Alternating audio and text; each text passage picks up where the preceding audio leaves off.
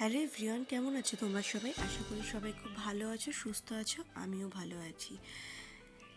এটা হচ্ছে আগের দিনের যে সেলিব্রেশনটা করেছিলাম ছোট্ট করে, তারই একটা ক্লিপিংস। এটা দিয়েই আজকে আর ভিডিওটা শুরু করলাম। আজ আমি তোমাদের সাথে শেয়ার করব একটা ছোট্ট মিনি ব্লগ। আর এই যে ফুলগুলো দেখছো না, ফুলগুলো এখনও বেশ ভালো আছে, তাই জন্য আজকে আবার জলটা চেঞ্জ করে ফুলগুলোকে রেখেছি। তো আজকে একটু বেরিয়েছিলাম, বাড়ি এসে দেখি মা এই শরবতটা করে রেখেছে। এটা কিসের শরবত বলো তো? এটা কিন্তু কোনো গুড়ের জল নয়, গুড়ের জল মানে গুড়ের শরবত নয়। এটা হচ্ছে লাল বাতাসা, গুড়ের বাতাসা মা ভিজিয়ে রেখেছিল, তো সেটাই খেয়ে নিলাম। এটা খেয়ে ভেবেছিলাম চুলে আজকে একটু তেল দেবো। দেখো, দেখতে গিয়ে দেখি কি মহা বিপত্তি। আমার যে তেলটা আমি বানিয়েছিলাম বাড়িতে, সেই তেলটা পুরো জমে গেছে। শীতকাল, খেয়াল নেই সেটাকে রোদে দেওয়ার জন্য। যাই হোক, আজকে আর তো চুলে তাহলে তেল দেওয়া হলো না। তারপর স্নান করে নিলাম লাঞ্চ। আজকে ছিল খুব সিম্পল মেনু, ভাত, আলুর চোখা আর মাটন।